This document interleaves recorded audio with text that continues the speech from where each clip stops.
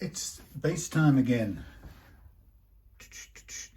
Got Patrick's Made in Mexico Precision bass, Fender. Beautiful colours. How about that? What a showstopper of a showboat of a guitar. So this is in for a setup. Patrick plays in a band of which I've set up a few other guitars for people, and plays in C standard, which I've just gone and called it I've just written down the string measurements and named the strings the wrong thing. But anyway, of course it's a different note. But anyway, it's in C standard, which is where it is. I probably ought to double check the tuning. But anyway, so what we've got, he has it really, really low, just like Tiago, whose 5-string bass I did the other day. So Fender Precision bass, made in Mexico, very familiar. The neck finish done in the traditional, look at the little sort of crinkles in front and either side of each fret, little crinkles of shadow there. That shows that they're all done the same way. Frets are put on and then sprayed over the top and then scraped back. Actually, in some cases scraped back, possibly not even, I don't know, yeah, they are scraped off there. So just a couple of things. I mean, this, just like with Tiago's bass, this normally not very often do I end up doing fret leveling on basses, because it doesn't usually require that for to get them to play really well, except where you have a player who has an unusually low action. And I've been lucky enough to have 2 people come to visit me recently who have crazy low actions. Now this one, I don't know even if we can really see it reasonably, that last fret action on that low, I've called it the E string, just let's call it that for now. I've got that down as 0.75 of a mil. But this is where part of the problem is coming in. We've got quite a variable amount going on there. We've got the G, or what is normally the G, is currently at 1.25. The D is 0.6. That's about half the height. The A is barely, it's touching, so something's come undone, and that's wound its way down. So no wonder that's not playing. And the E is 0.75, which, as it happens, is the height that I stopped with all of Tiago's strings the other day. We got it down to 0.75 on every string, because it's a very soft player. I don't mean that as a personal insult, it just means he touches the strings very lightly. So this is a special edition, and it is special because of the action that the strings are at. So it's a lovely thing. Now, obviously, I'm going to have to pick a workable action for this, because they're all over the place. In Tiago's case, I was lucky enough that he brought across his P bass to show me the action he had that set to, which was crazy, and it was crazy at both ends. So this end, obviously, well, not obviously, we've got the high, or the G, or the top string, set to 1.25, which for a bass is incredibly low anyway. But we've got the others around 60 and 75, and I've got a feeling I think I should go for the 75. Right now, that means the A is out of the ballpark and the G is too high. But that's the first thing I'm going to do with these, with this bass, is I'm going to set the actions to where they ought to be. Oh, stay put, you, stay put. I'm going to set the actions to where they need to be.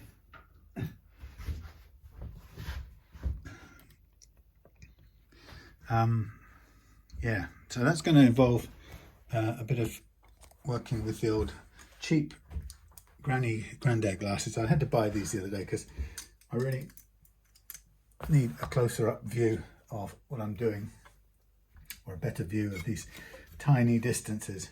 So let's say we're going to do 0.75 all round. So first thing we're going to do is we're going to undo these a little bit and take this high string down. And like I say, I will go and quickly consult Google to remind me what the tuning is, so I can reset it. Okay, that's 0.75. This is a little bit low, so now we're going to go up a tiny bit with this one. There's no, apart from the fact that the thicker strings move a little bit more, there isn't any given reason why you have to have a higher action. It's if you're hitting it really hard, yes, that gives it a little bit more room. But many people don't. As you can see from this bass and Tiago's, many people don't hit the strings particularly hard, and if they don't, then you don't need that big difference between each string. So I'm now looking for a 0.75 on this one. I'm not quite there yet. The other thing is, when you're doing these single barrels with a grub screw on each side, don't have them slanted, because that just encourages them to lean one way or the other. Right, so that's fractionally above 0.75. So I will do a minuscule tweak either side. And then we'll come down to this last one, which we had as 7.5 there, and we've got it as 0.75. So those are now all at the same height. Now the thing about these grub screws is that they move. As soon as you take the strings off something, they always move. So really, with this guitar, what we're going to do is fairly straightforward, in that we're going to precision fret level it. And the only reason for precision, the main reason for precision fret leveling it is to make it play with this action. Now, because the top string was at 1.25 and I've lowered it to nearly half that,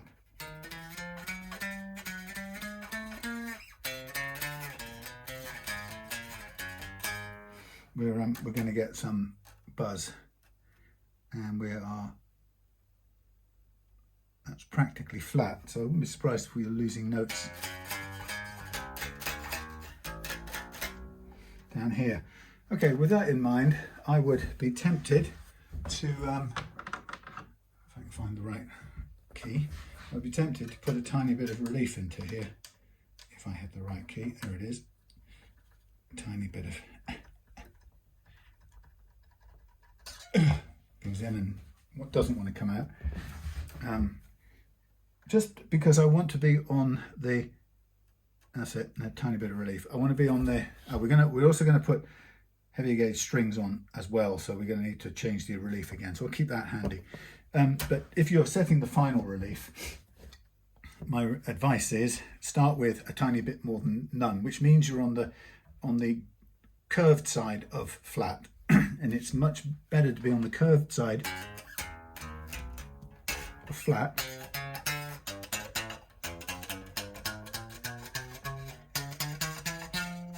better to be on the curved, very slightly on the curved side of flat, than it is to be on the backbowed side of flat. So what I'm going to do now is I'm going to measure what these notes are on my tuner. Let's see if it tells me what it's close to. You never know with these things. Hello, tuner. So yeah, it's not a lot of different things on this setup. It's just precision to get this thing to playing the best it can with the extremely low action that it's. Okay, this is we've got down here what looks like E flat. Something rattling in here.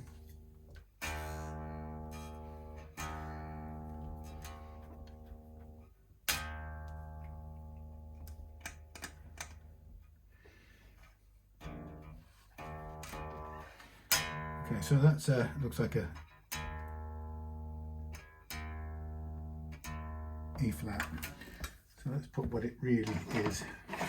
I don't know off by heart, so I could be wrong. We're going to go E flat,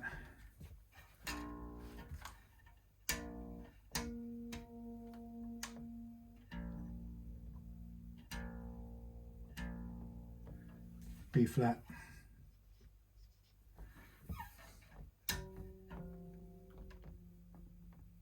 this has changed quite a bit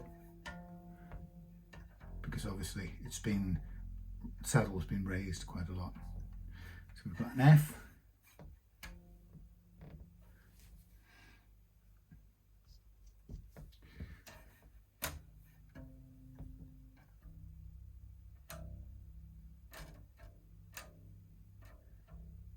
and a C.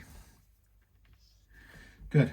that's where I'm at. So at least I'll be able to use this tuner to reset, so I don't have to worry about kind of keeping the strings up to pitch or anything, which I can't do because I do need to slack them off just now.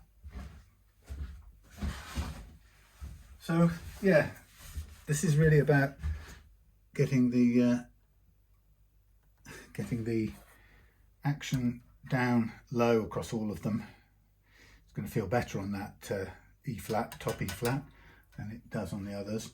And then it's about leveling all the frets.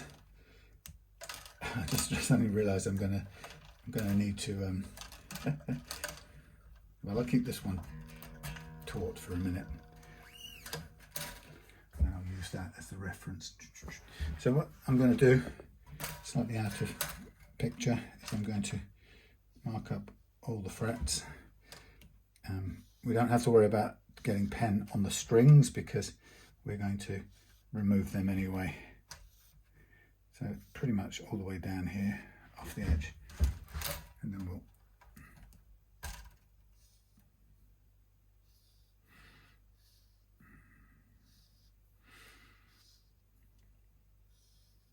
just move the top ones to one side. So it's a check over. We'll make sure everything else is good. We'll check the first fret actions. Now Tiago, for example, had his first fret action down incredibly low, but I've not had the same request from Patrick, so I'm not going to put that. Tiago's was set in the end, we set it to 0.15 millimeter, which is incredible.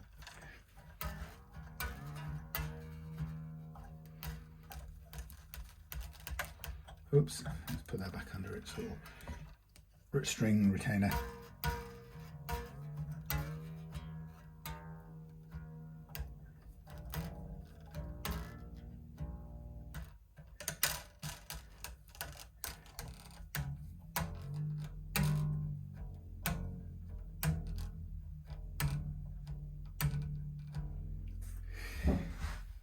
Difficult to hear that one.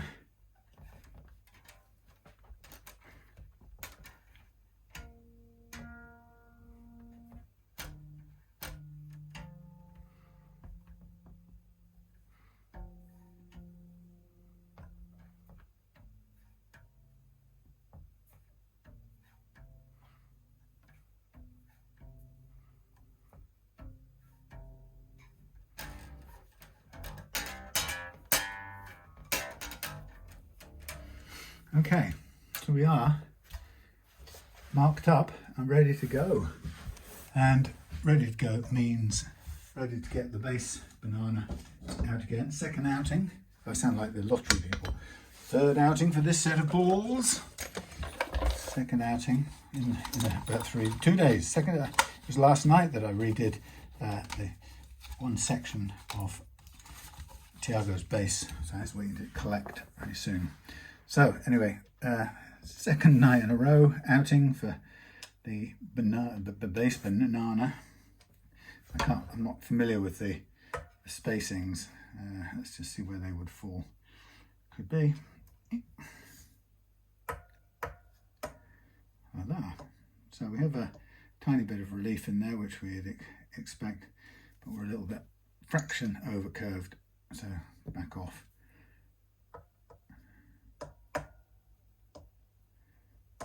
Got a Golden Banana Club live Zoom session coming up at the weekend on Sunday at 7 p.m. And it's a live Q&A on this technique for anyone who's bought my Golden Banana pack, which is a prepared one of these for the electric guitar, plus the little bits that make it work, and a few other bits and bobs. But most importantly in some ways is the chance to come on and talk about or explore issues of using the tool. That's kind of where hopefully the real value comes in. So I'm just very gently using this banana tool, and what it will do is it'll quite quickly highlight for me where there's a problem exactly, but what it always does is show us the topography of the neck and the neck under compression or under tension, string loading. So I can see already there's a high spot in this neck, despite having dialed in a little bit of relief. And I'm going to just concentrate on both ends of the neck, including the high midsection, just so we can get a look. Now, you can probably see from the dust that's kicking up, I always sound like Neil Armstrong, no, Buzz Aldrin, kicking up a lot of dust. Left 2, down 2, left 2, up 5, along 6. You can see that dust is kicking up there. So we've got when we say 3 or 4 high frets, this section here, what it really is a hill, and then it goes back down to kind of normal. Then there's a drop out there, so there's a low spot there, and then there's normal, low, normal, a bit low, normal, high, normal, low there. So we've got a couple of different things going on. Now, we're not going to take care of everything. It's not, the aim of this isn't to go down to some mathematically, inverted commas, relatively flat setting. What we're looking to do is get the best action, or get the chosen action to play the best we can.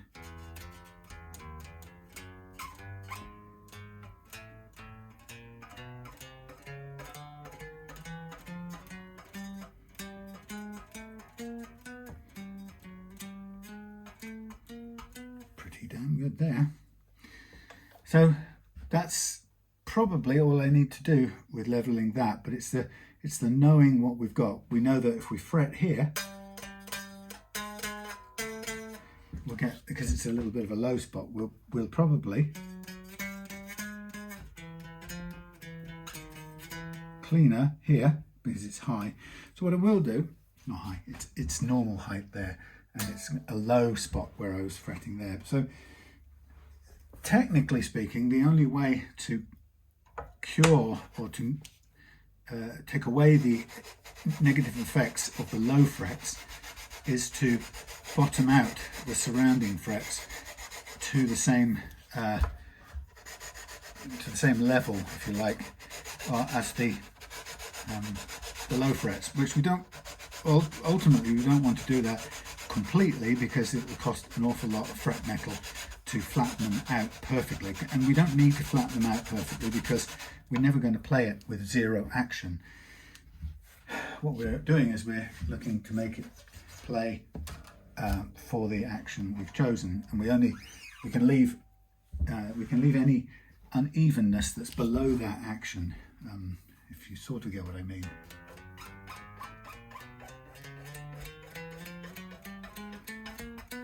Perfect. Let's get on and do the second one. We'll use the same calibration. Oops, sorry about that. And I will just hoik that off sideways. It's a little bit clumsy isn't the word, but it's a little bit agricultural, pulling strings about, but it's pretty good. So I'm using the same general calibration for this next, what I call track. In this case, it's the B flat track, Johnny B flat track.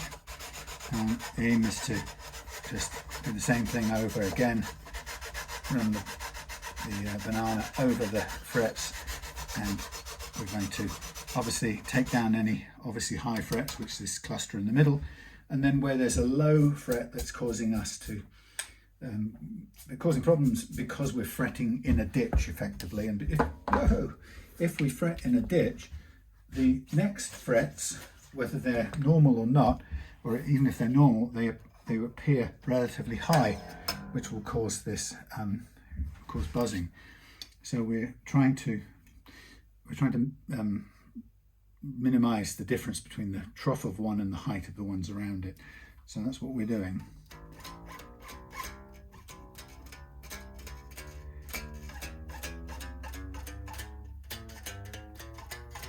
Now, I'm hitting it fairly hard, but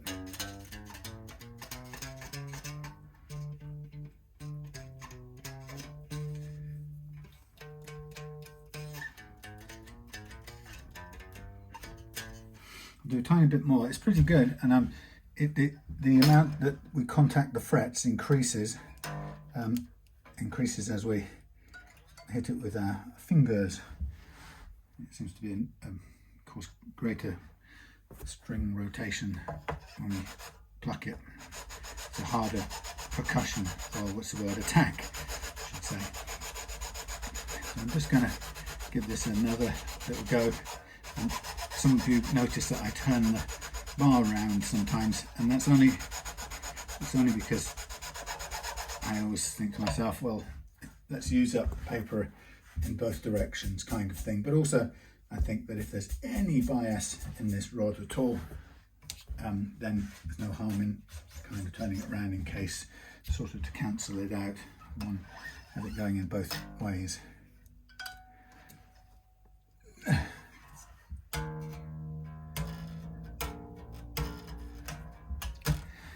Okay, now let's calibrate again let's calibrate for the track that is known as the F track.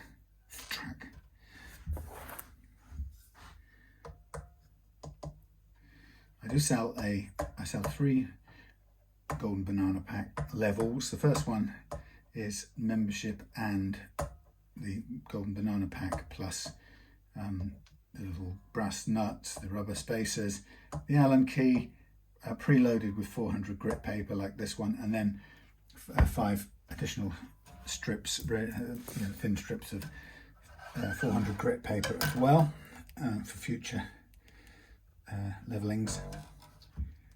And that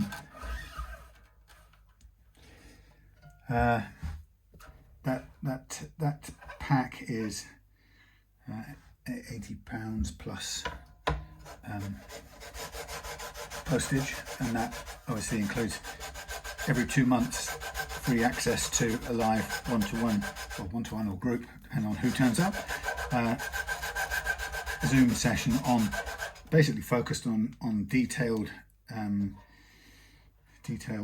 how to do this fret leveling Q&A really, because it's an incredibly productive and useful technique, but it takes quite some time and repeated use to get really confident in, but it's a really elegant technique. Now we've got a little bit of movement here, so we've got what's appearing like a little bit of high frets coming up now here and here. So we've gone from being average to being high on this side a little bit, and we're high here as well as we were in the first place. So again, I can see that having just taken that much down, it's going to improve the clearance a little bit. And certain questions like how much can you afford to take off metal wise, that's where a lot of the experience comes in.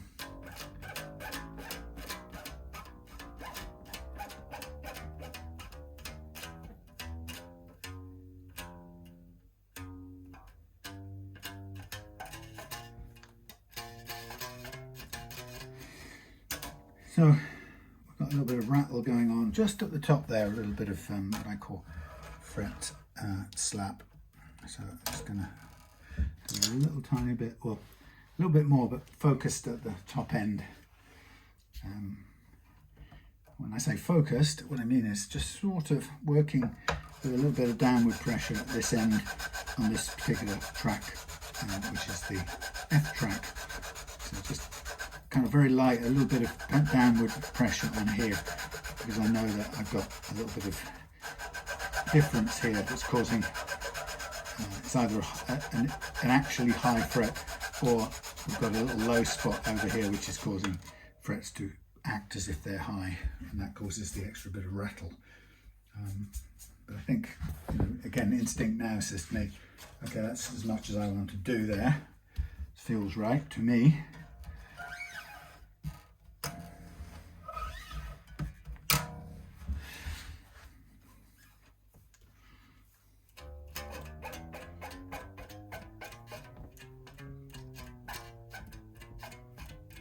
Better, you hear that? Improved right away. And now we come on to the C, see.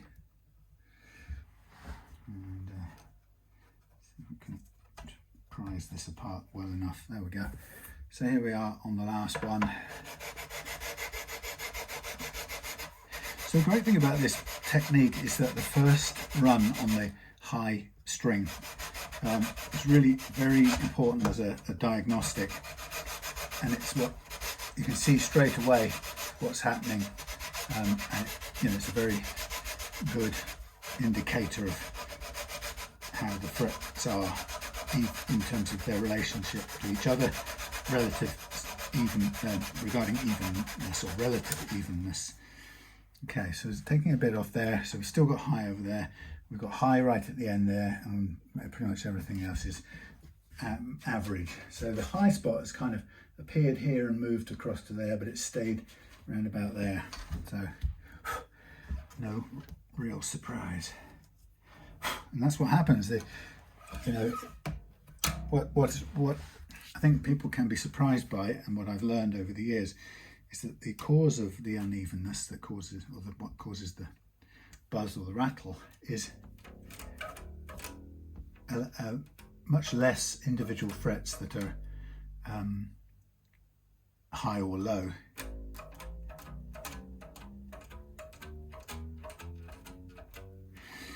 But an undulation in the fretboard caused by the tension the strings are under, which is amazing because it changes the whole nature of fret leveling. Once you understand that, the whole deal is different. You're not running around trying to flatten or bang in a single fret, because what you know is that the real battle you're fighting is against a compressed and bunching fretboard in a way that you can't see it because it's too fine a detail. Sometimes you can actually, in the worst cases you can, but the amount that it does is minimal.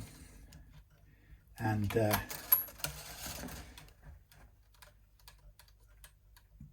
but it's enough to upset the or take away the clearance that you need on your frets to make them play really well. So I'm now taking off these strings which are no longer needed. I'll put them in, I'll keep them in the box anyway, just in case. Of course, it's the old scenario of dragging them out through the back here with the curly bits not wanting to work out.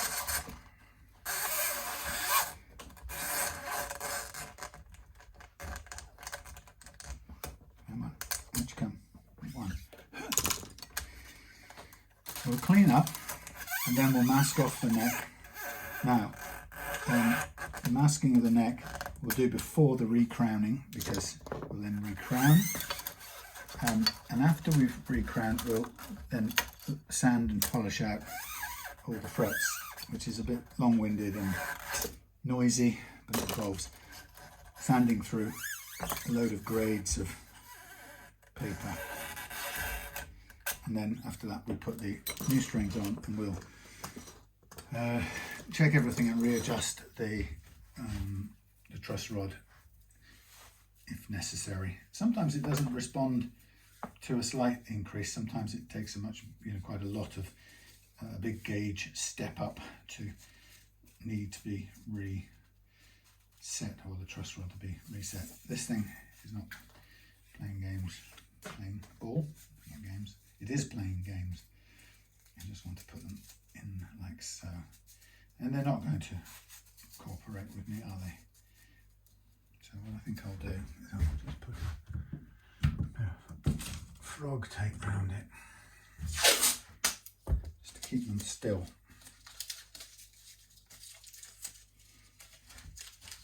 Stay there. Right. Yeah, so let's get out. I'll just do a quick sand down there. We don't need to clean this off yet, because we're going to need to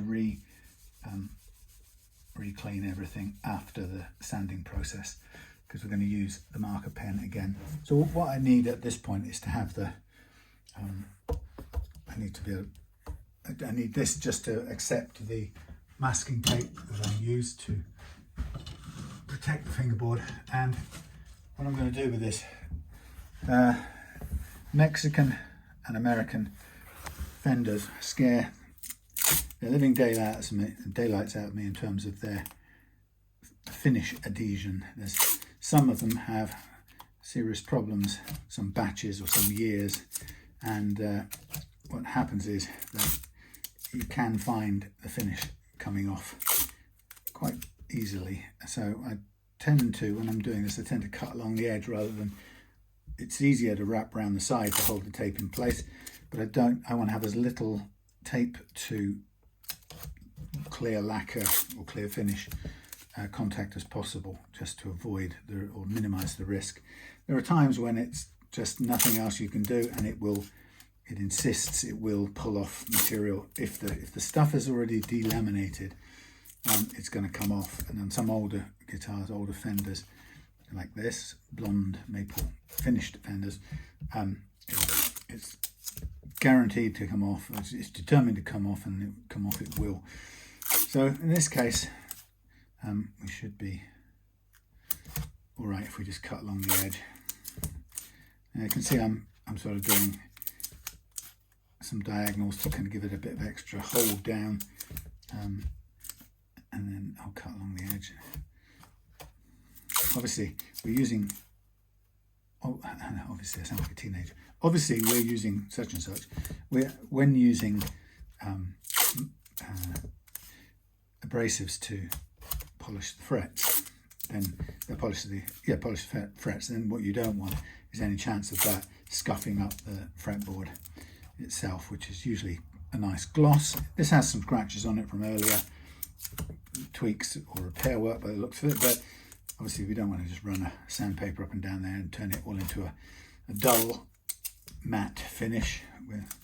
It's come to us with a gloss finish, and that's what we want to retain, hence this masking process. Some people insist on buying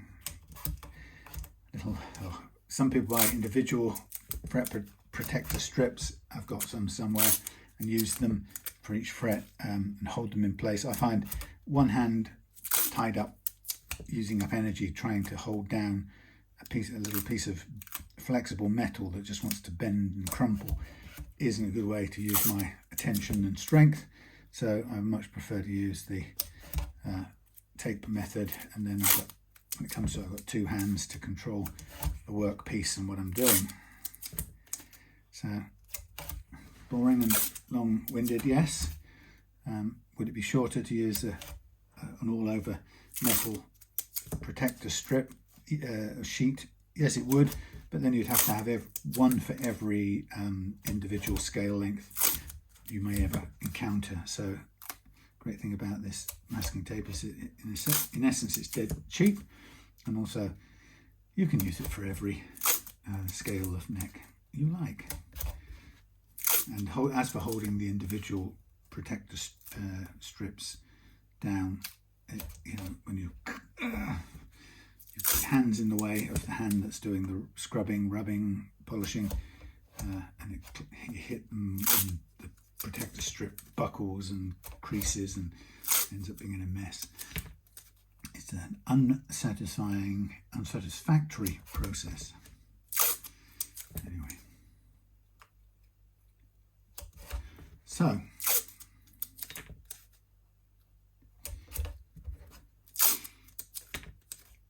any news? What's the news? Oh, well, is there any news? The home news, there is very little. We had our grandchildren down from Scotland. My stepdaughter Holly came down, drove down. They're still of an age where they're being incredibly dynamic young parents.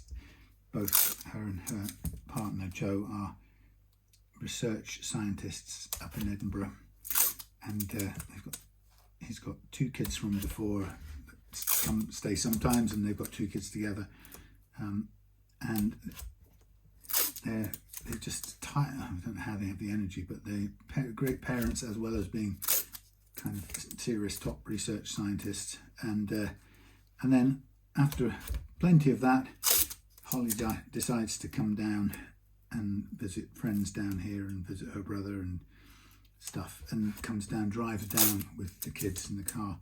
I just do not know. And then kind of spends the day with the kids and us being sociable. I don't know how she manages it, but she did, and it was great to have them down. It was complete chaos because our house is so cluttered anyway, just with us on board, and having the kids down. We sort of end up doing this kind of crazy shoving stuff into the shed for the period while they're down, and then rescuing everything from the shed afterwards and reinstating it back into its messy clutter in our home. But despite that sort of to and froing, it was wonderful having them down. Great to see them, and they were so at ease, the kids. It's a long way to go, so for us older, tireder people. So if Holly didn't bring them down, it would be a lot longer till we saw them, or between times we saw them. But that's the bittersweet thing of being grandparents, ain't it? You know, you have the sort of bittersweet of being, or the sweetness of being able to kind of step back and go and fall asleep, which was incredible. I mean, we weren't even the ones being the parents and driving and doing all of that tough stuff, and when they left, you know, we were just knackered, and the whole house just went into kind of shut down dozing mode for a day or so. It just goes to show how tired we are most of the time, but that's old people for you. Okay, so here is all my thing, and what I'm going to do is get me sharp thing out. I'm going to hopefully it's sharp enough for the moment. Sometimes it doesn't seem to be. If it isn't quite sharp enough, I have to get myself another blade from the blade stores, which is quite often where I cause myself an injury. But the blade stores are very forthcoming.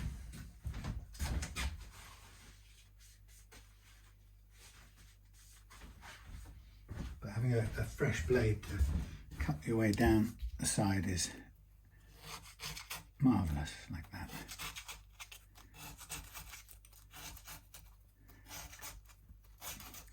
Yeah, so that was a last weekend, nearly a week ago. So I'm just about recovered from that.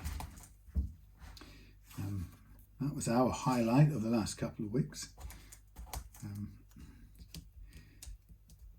really, not a lot else. So it's apart from guitar work, which is always varied and interesting, we don't have a terribly interesting life, sadly. But we're grateful for what we do have.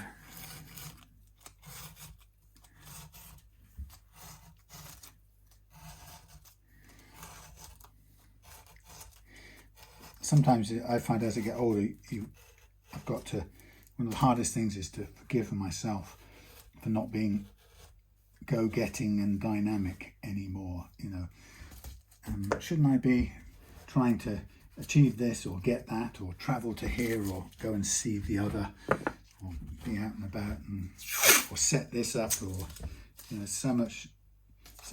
so quite difficult to square that old thinking, ambitious thinking that, you know, we all get when we all grow up with when we're younger, and then to be at an older age and think, you know, I feel I would be exhausted if I went chasing this, that and the other career opportunities, positions,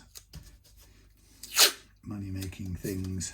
You know, it can feel exhausting just to even contemplate it sometimes.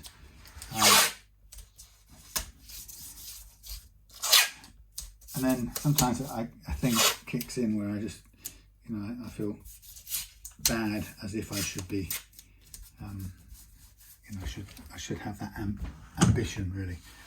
And then I have to sort of say, come on, you know your limits in terms of stamina and whatnot. And there's nothing worse than, I find these days, nothing worse at this age than pushing myself to do stuff that I don't really have the stamina to do. It doesn't make sense.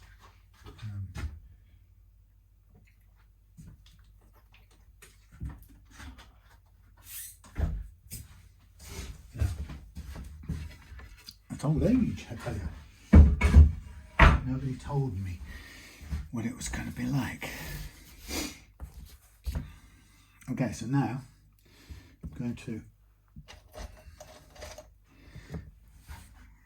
re-crown these ferrets. I'm going to use the medium side of this thing. Hello, are you still working? Yes, you still are. So, to re-crown, I'm going to mark up the frets, the levelled frets, with black marker. And what this will do is it will help reveal, as I go across the fret with the crowning file, it will show me where the extent of the flat spot that occurred during levelling, and my aim will be to round off that flat spot so that we have a we end up with, we'll turn it more back into an arch shape, the arch shape it was before we did any levelling and creating flat spots.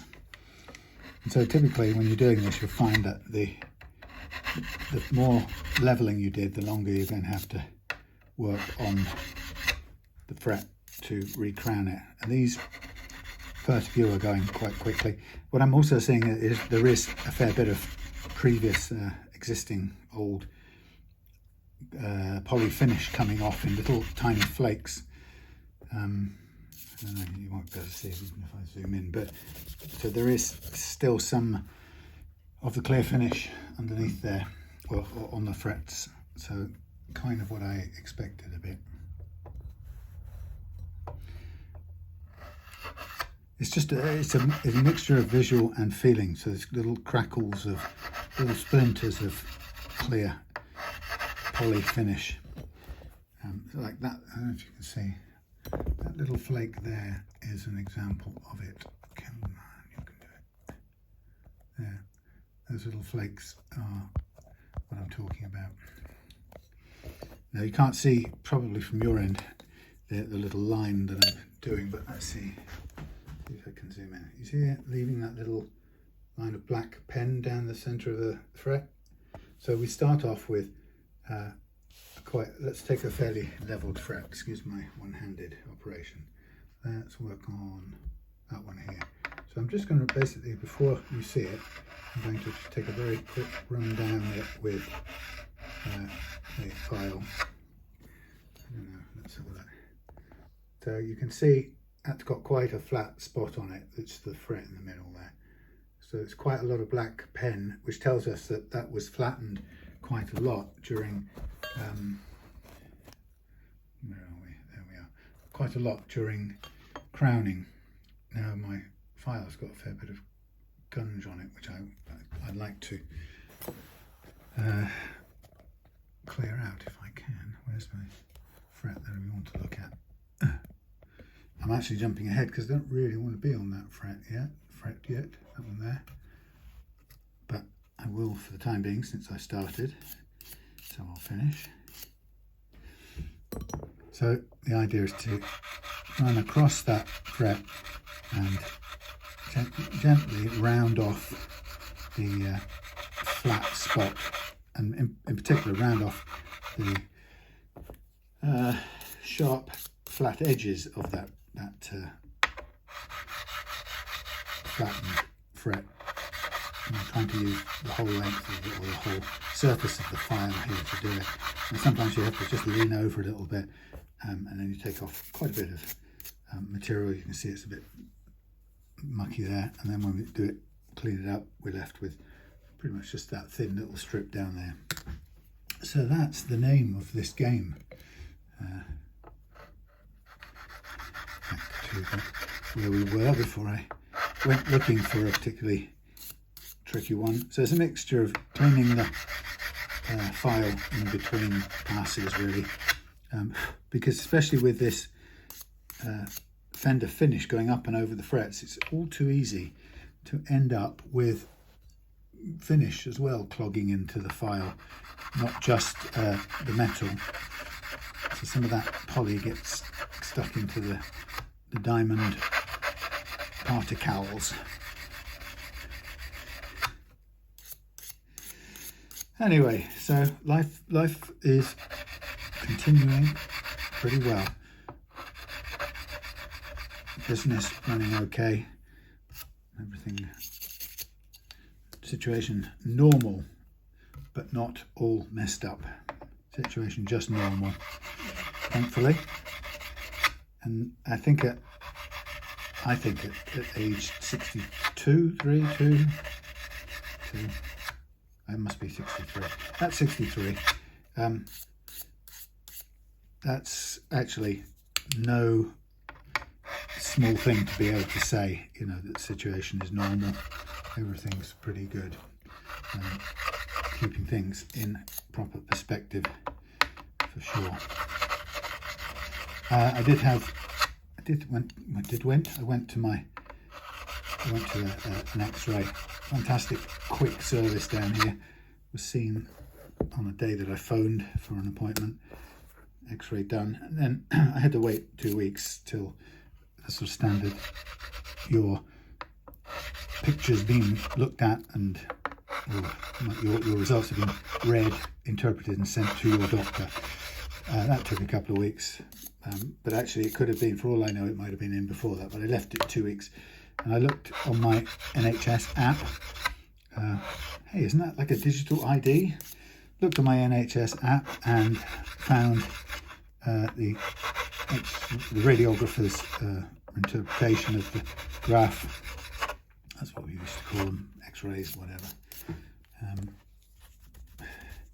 And nothing unsurprising. There was no great dramas, which I didn't expect there to be, but what there was confirmed the presence of a historic injury and, you know, kind of repair of joints and bones that had been damaged in the injury, and then stated that there was evidence of moderate, how do they call it, osteoarthritis around the injury location on the wrist, on the carpals. So, you know, it's pretty much what I suspected anyway, which was having scrunched up all that nice cartilage, which is, you know, very soft and smooth and friction free when it's young and healthy. Having scrunched all that up in the bike crash all those years ago, there's not a lot left there to enable, you know, the smooth movement of the joints across each other, and so, you know, too much pressure or repeat activity in certain places ends up causing a lot of pain. So there's not really anything I can do about that other than try and minimise or limit the activities that might cause that inflammation. And one of them I do know was spraying with some aerosol cans. Now obviously I'm not going to stop finishing guitars because I can't really, but I have to be conscious of how I was flicking my wrist while doing the spraying. It's a luxury I may not easily afford, so I just have to be a bit more stiff and mechanical about it. That's not like me at all, much.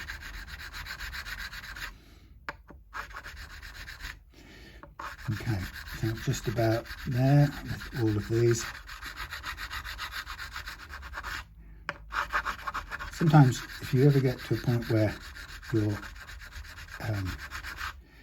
frets are a bit too low for these files to work, what you can do is revert to old-fashioned hand crowning with a 3-point file, and it is entirely possible to do. It's just a bit, it just drags it out a bit longer, that's all.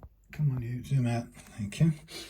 Okay, so now I've got, get the dust off there, and now it's time to basically sand everything out. I'm just looking, there are a couple of spots where I've just scuffed up the paper a little bit, which is going to give a tiny bit less protection.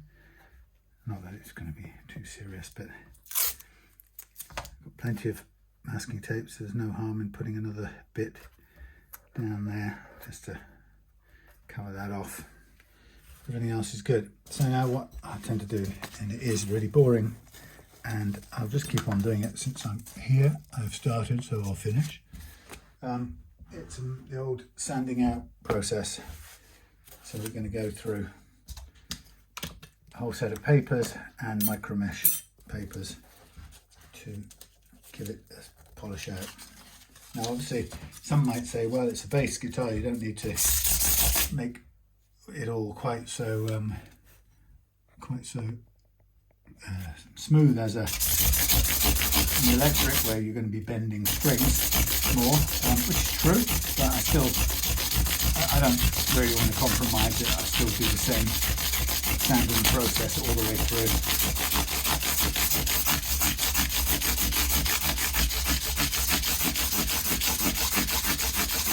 So this just goes on and on and on and on and on until I've got all the way through a series of papers and stuff, and I'm confident that the frets are nicely polished out. Come on, you.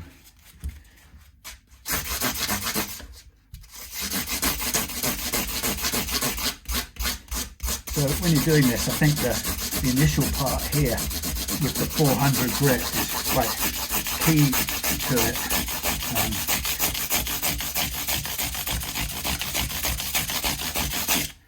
So I do twice with each piece of paper, change the axis of it, get the most out of it.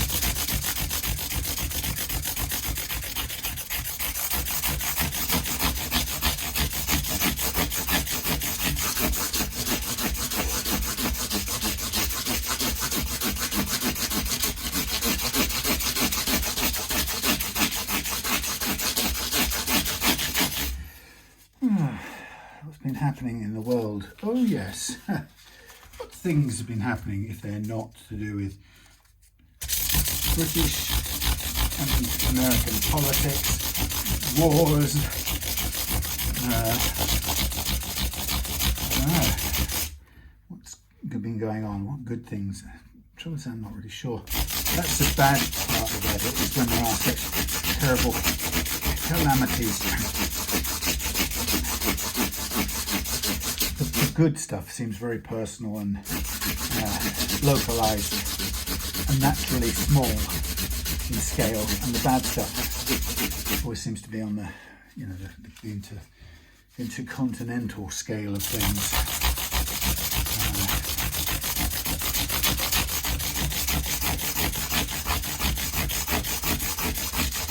Funny, isn't it? As I think about the things that I would say, a couple of good things that happened. Well, I'll tell you what was good that happened since my last video, I suppose, was the release of the living Israeli hostages. You know, that was a good thing. But the problem is, of course, if I don't say that in the context of, you know, well, wasn't this and that good as well? You sort of encourage when you fall foul of somebody's rage. So at this point, all I'll say is, I think it's fantastic that the people who were held away from their loved ones will return to them. And more so when they were innocent people who didn't have any right to be held in captivity. There was no justification for them. Anyway, so people going home, seeing people going home to their loved ones is a great thing to see.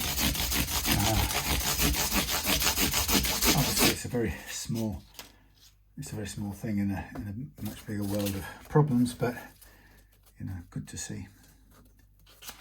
And then the rest is just unalloyed SH1P. There's the Peacemaker General, who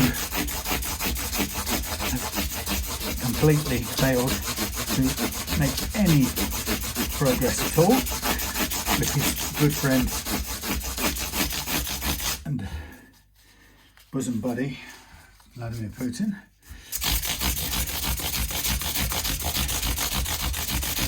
Something very similar about the two men. One was convinced he would take 3 days to conquer Ukraine, and the other one was certain that he would bring peace to Ukraine and Russia. Originally before he even got back into office, and then within 12 hours, and then within 24 hours, and then within a couple of weeks, and then never. And, you know, I have no problem. I admire anyone who goes out there and says, I want peace, I want to see peace in this part of the world. There's nothing wrong with saying that, and I say that. I would love to see peace over Ukraine and over Gaza and Israel and so on. But the brutal reality is saying that doesn't require any awareness, insight, information, knowledge, or intuition or anything. It's just too easy to say we all want that, but there's a difference between saying that and making a meaningful and productive intervention. And unfortunately, whatever else, I'm afraid I don't agree Trump has made that useful intervention either in Israel, in the case of Gaza, or in the case of Ukraine. And I know that really pisses some people off who follow the storyline that he's solved and fixed X number of wars and so on and so forth. And they will tell you right now to this second, those same people would interrupt me if they were here, and they'd be rude and insulting, and then they would tell me he has brought peace to Gaza, he would say, with his deal.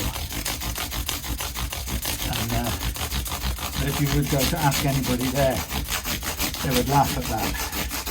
The Israelis don't think they're at peace, and the Gazans don't think they're at peace. Nor do they want to be, by the sounds of it. So I don't know how civilized people can stand toe to toe and one person say, you know, he has brought peace, when you look at there being no actual peace of any meaningful quantity, and somebody like me saying there's no evidence of it, show me the evidence. And the people wouldn't be able to produce the evidence, they would just shout it louder and tell me I had some sort of syndrome, derangement syndrome, or whatever. You know, the truth is, there's no evidence for it being successful. And if that's the case, then it hasn't been successful. Same with Ukraine, absolutely no value whatsoever. In fact, it's cost Ukrainian and Russian lives, Trump's intervention so far. And there is evidence to back up that kind of assertion. There's no peace that he claimed he could and would bring. And actually, it's in the most part because Putin doesn't want to stop the military operation that he's doing, the war he's doing, because he's quite happy for it to continue as long as it takes for him to millimetre by millimetre consume the whole of Ukraine, even if it takes another 20 years, 30 years to do. That's okay. And that's because a lot of people mistake capturing the Donbass as being an actual priority of Putin's. Now his priority is to remain at war, because to do otherwise would leave him far too vulnerable to the people and the people under him and the ordinary people saying, what did we do that for? We didn't defeat NATO, we didn't take all of Ukraine, we hardly took any of it actually. Why did we do it? And on top of that, you would have your million murdering savages coming back, most of whom came out of some sort of penal colony, coming back to Russia with all their illicit arms and stolen things. And the place is lawless enough as it is, but it would be a complete meltdown if they all came back from Ukraine. So I think it's ever increasing number of reasons why Putin needs there to be a war in Ukraine. So it's actually not in his interest, funnily enough, to win it quickly even, because A, he can't, and B, in a way he would probably get a sort of surge of popularity for a while, but then he would have to come up with another boogeyman to align the people around him, or to give him permission to lock down with martial law and all those things.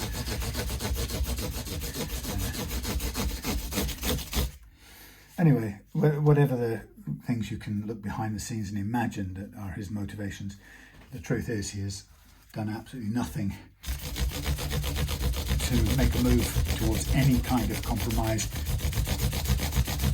or any kind of stance that shows willingness for peace with any justice.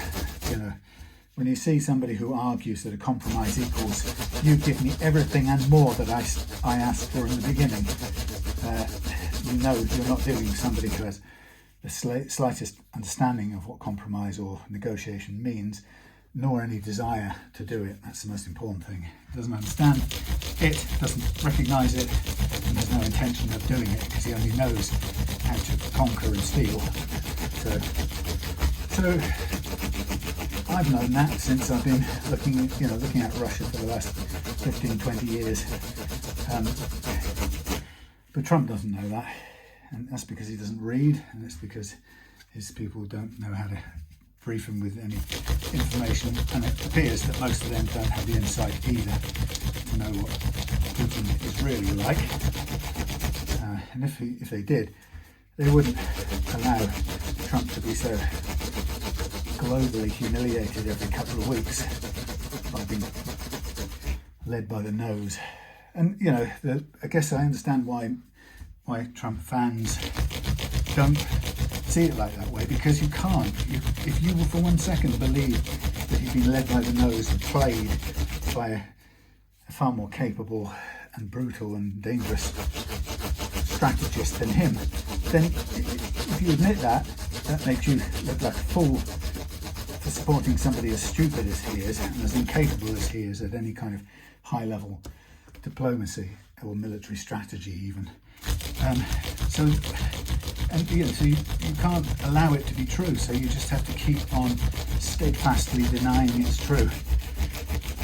No, he's not being led by the nose. No, he's not being made to look stupid. No, they aren't laughing at him every single day on Moscow's state-sponsored propaganda channels.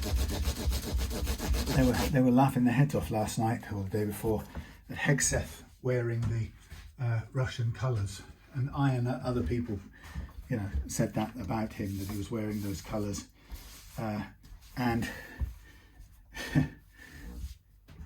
the White House was abusive towards Jake Bro for making that point in his podcast, and the White House called him a weapons grade moron for thinking that was in any way similar to a Russian flag, and yet the Russian state TV did its own segment on that, and they were laughing their heads off, showing that go to any shop to buy a flag, buy a Russian themed tie, a Russian flag coloured tie, and that's exactly what you'll get, the exact tie that Pete Hegseth was wearing, with the slightly diagonal but mostly vertical colours. And so that, you know, the Putin, the Kremlin propagandists know it's true, and yet either Hegseth is so stupid he doesn't know he's wearing Russian colours that day and kowtowing to Putin and sending a message about his, people would say, his cuckedness. It's a bit of a blunt word, but you know, his kowtowing, bending over, taking the knee to Putin. People would say it's that. It's either that or that he's stupid. He's either deliberately wearing it to curry favour with Putin, or he's so stupid that he had no idea that it looks identical to a Russian flag and that it will be interpreted and laughed at by their Russian counterparts. And no matter how if you were a Trump fan and you came to defend Pete Hegseth, no matter how you argued it with me, there isn't a way on the planet that you could credibly argue to me that isn't a Russian flag coloured tie worn by the Minister of War, or whatever the hell Secretary of War, to show what? That how much they are behind, want to be friends with, love the Russians, want peace with the Russians, so I'll wear your colours after I've made your soldiers bend over and put a red carpet out in the middle of Alaska.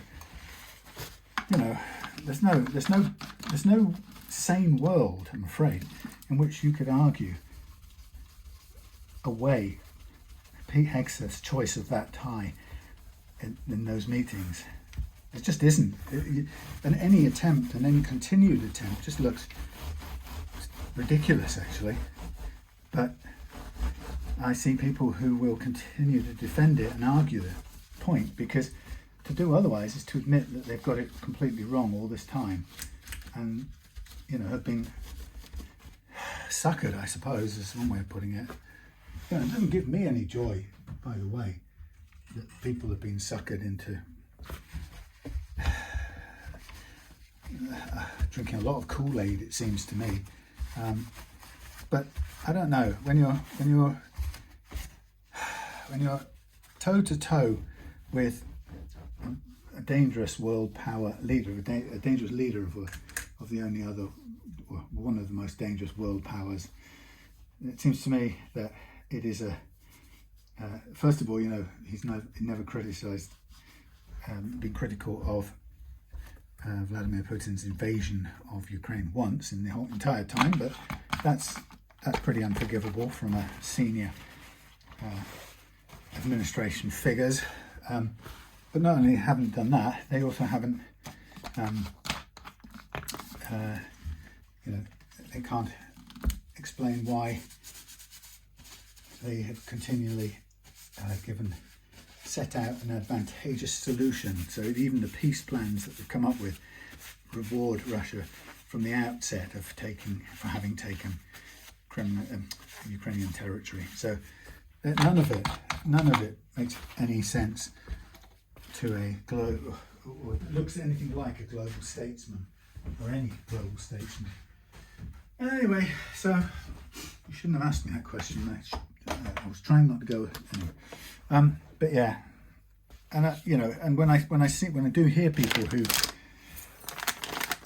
come along and sort of rage about it,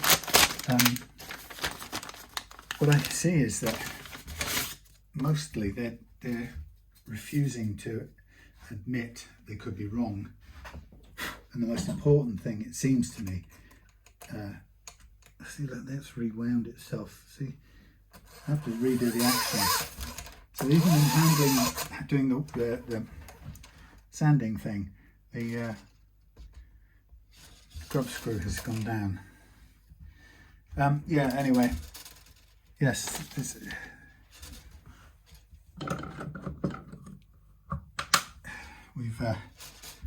it almost doesn't matter what people believe about a situation. The facts tell us is that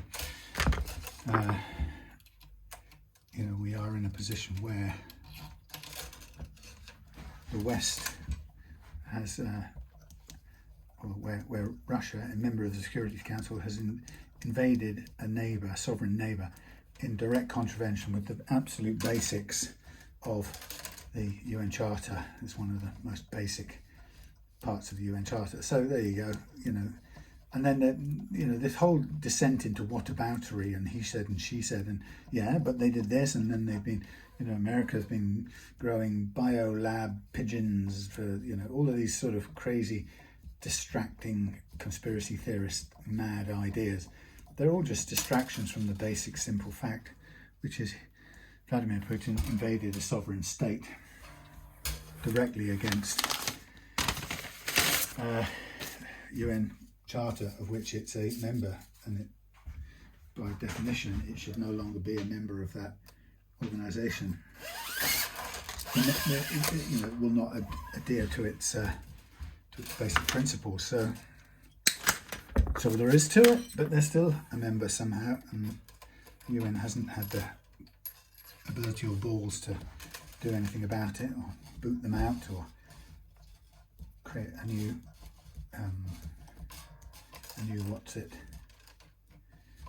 a new charter, not involving the Russians. But anyway, I don't know why we're looking down there, because we should be looking there. Stay by. Yeah, and then, you know, people, I know people who want to say that Russia's not in the wrong. You know, we'll just go on and on and on about sort of things America's done or things England has done, and none of it touches the logical, you know, sequence of questioning, which is, regardless of what you think happened before and who was to blame, how can you invade a sovereign neighbour in contravention of the UN Charter's principles and not expect there to be an outrage? And of course, what Russia's doing is what every totalitarian state that's doing what it wants does, which is it basically says, I can because we're right and you're wrong. That's basically that's what it comes down to every time. That's what an Islamist says when they you know, I don't know, murder somebody for showing a picture of their prophet, which they are not happy with, and they go, well, that's you can't murder somebody for exercising their right in the country they live for, to discuss something or speak freely on something, and they go, we can because we're right and you're wrong, and that's the end of it. We're right about this and you're wrong. And you know, when you're dealing with someone like that, then there's no point. There's no negotiation. I think that's the hardest bit for the West. I think for the West to even get their heads around, which is there, just as with Islamism, there is no negotiation. There's no point in talking about negotiation with somebody who has already decided that they can do anything they want because they've convinced themselves they are morally correct and you are in the wrong. You are either in the wrong by being less than them or by being guilty of something they've decided you're guilty of, therefore anything they do to you is excusable, and so on and so forth. It just means you're wrong, they're right.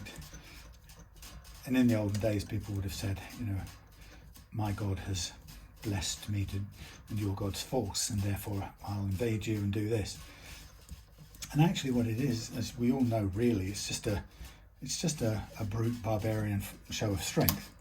And Trump and Putin will take murder, pillage, rape, and all the other nasty words until somebody says, no, we're going to stop you doing that because over here we've agreed that it's not acceptable.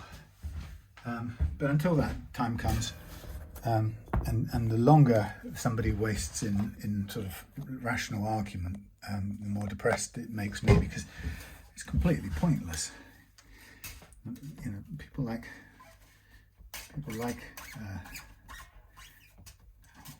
the Islamic clerics and muftis, or whatever they call them. They didn't get to their place, their position through reason. They got there through belief. And you won't reason them out of it. And basically, you know, the idea is that when we're talking to Putin and trying to get him to the table, the idea is somehow we think that we're going to convince him to do something a different way. It's complete stupidity. So this is supposed to be E flat. But what E flat? Haven't got any familiar notes in here, we don't.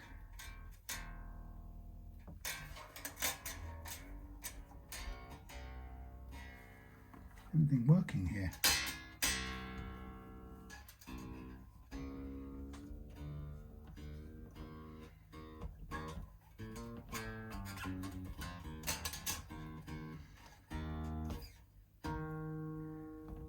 Well,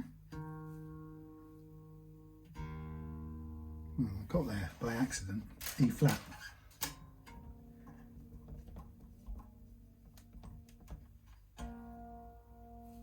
E flat.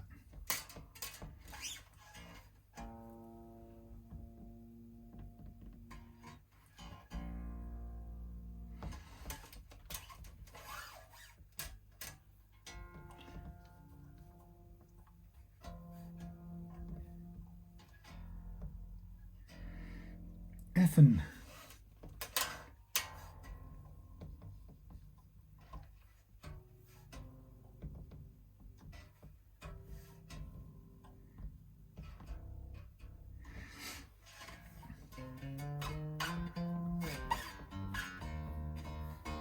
Now, I'm going to double check all of the playing action in a minute, because it does appear to have done some movement. Let's tweak and make sure. We've also got some, probably got some different relief.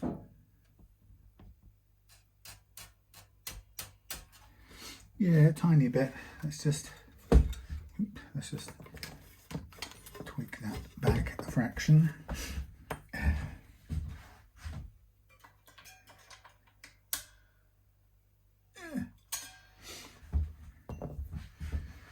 Let's check the heights now. Wow.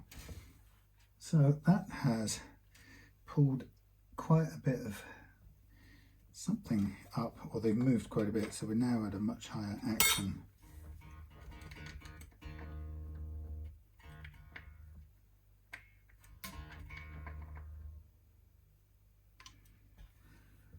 Go back to 0.75, 0.75.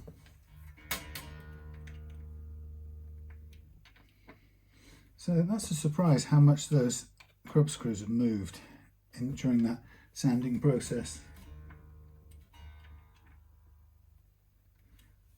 0.75. We got it. 0.75.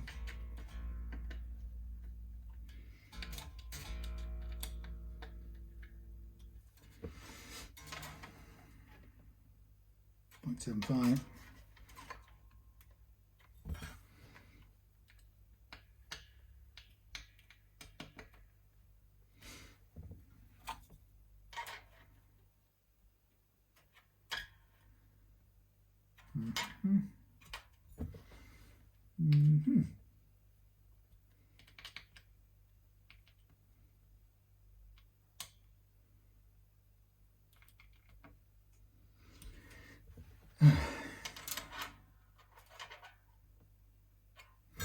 Down a bit too far. Nearly there anyway.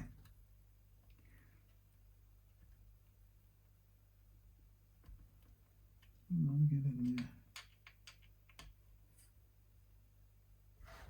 How come that isn't fitting in there? It's got some gunge caught up in there, that's why.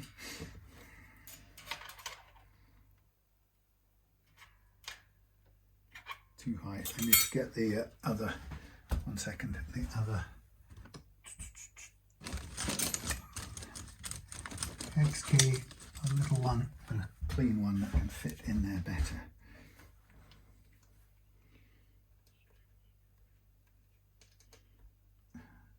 Yeah, it's got a bit of gunge caught up in it, that last one. Okay, it's a little bit tall.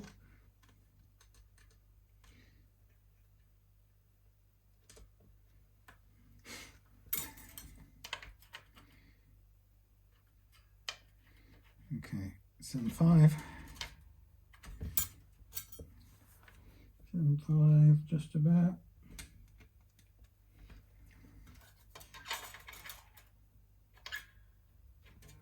7.5, 7.5. Very good. Do a stretch. I'm going for E flat.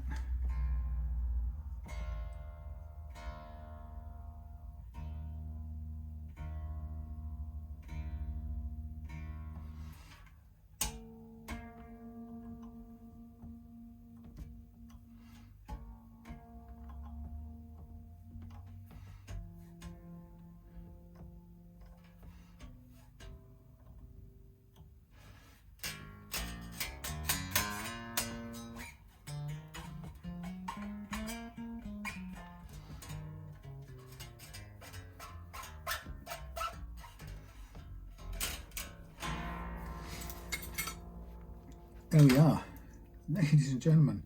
I think we'll be happy at that. 0.75 all the way across there. Keep an eye on these. These things move. If they give half a chance, you probably need to recheck these every now and then. There's no real way of sticking them down other than with a bit of Loctite, which I'm reluctant to do because I don't want to end up grinding out these these screws at any point. But yeah, they're spot on right now. 0.75 all the way across. Frets all leveled, polished, cleaned out. First fret action is pretty low. I would keep it there. It's about 0.5, 0.4, 0.5.